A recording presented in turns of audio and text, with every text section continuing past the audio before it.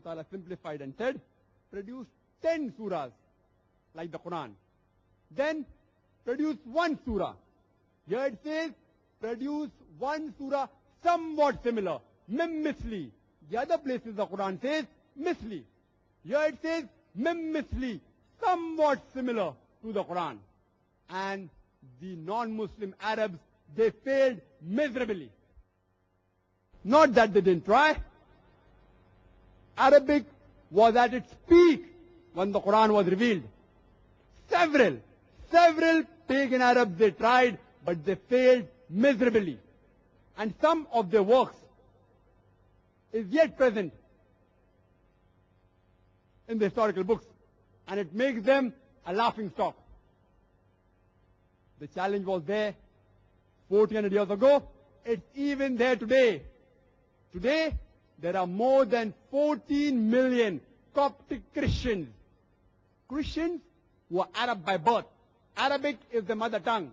This test is even for them. Even if they want to try and prove the Quran wrong, only thing they have to do is produce one surah somewhat similar. And if you analyze certain surahs, certain chapters of the Quran are hardly 3 verses, hardly containing a few words. But so far, no one has been able to do it, and no one will be able to do it in future, inshallah. You may tell me that Arabic is not my mother tongue. So where do I fit in this test? Quran has a test even for the non-Arabs.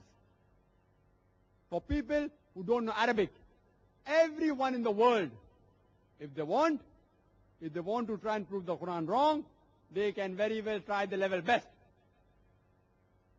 I started my talk by quoting a verse from the Quran, from Surah Nisa, chapter number 4, verse number 82, which says, أَفَلَا يَتَدَبَّرُونَ الْقُرْآنَ وَلَوْ كَانَ مِنْ عِنْدِ غَيْرِ اللَّهِ وَوَجَدُوا فِيهِ اخْتِلَافًا كَثِيرًا.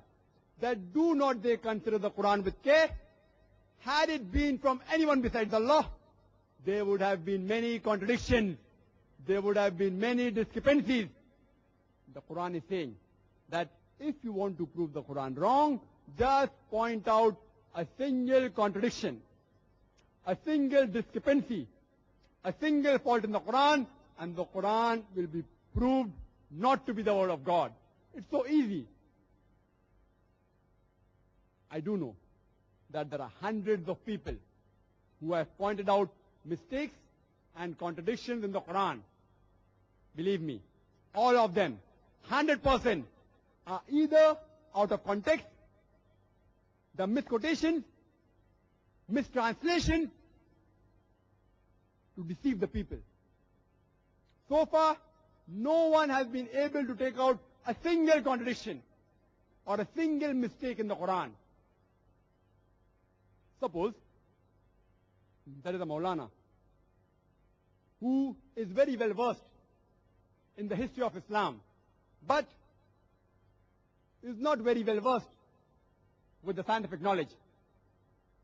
I do know of several Maulanas who are well versed in Islam as well as science, but suppose there's a Maulana who is only well versed with the historical facts of Islam, but is not well versed with science.